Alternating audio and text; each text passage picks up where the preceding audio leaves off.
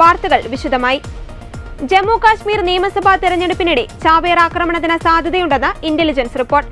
ഭീകര സംഘടനയായ ജെയ്ഷെ മുഹമ്മദാണ് ആക്രമണത്തിന് പദ്ധതിയിടുന്നത്. തെരഞ്ഞെടുപ്പിനിടെ പ്രമുഖ രാഷ്ട്രീയ നേതാക്കളെയും സുരക്ഷാ സേനയും ഭീകര ലക്ഷ്യമിടുന്നതായാണ് റിപ്പോർട്ടിൽ വ്യക്തമാക്കിയിരിക്കുന്നത്.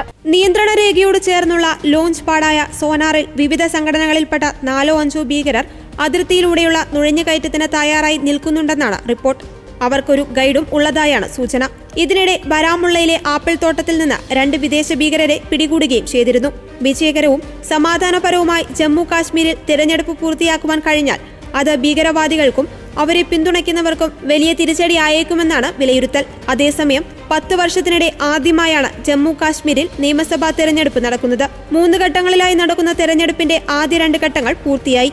സെപ്റ്റംബർ 18-നും 25-നുമാണ് ആദ്യ 2 ഘട്ടങ്ങൾ നടന്നത്. മൂന്നാമത്തെയും അവസാനത്തെയും ഘട്ട തെരഞ്ഞെടുപ്പ് ഒക്ടോബർ 8-നാണ് നടക്കുക. 2019-ൽ ജമ്മു കാശ്മീരിന്റെ പ്രത്യേക പദവി റദ്ദാക്കിയതിനു ശേഷമുള്ള തെരഞ്ഞെടുപ്പായതിനാൽ ഫലം BJPക്ക് ഏറെ നിർണായകമാണ്.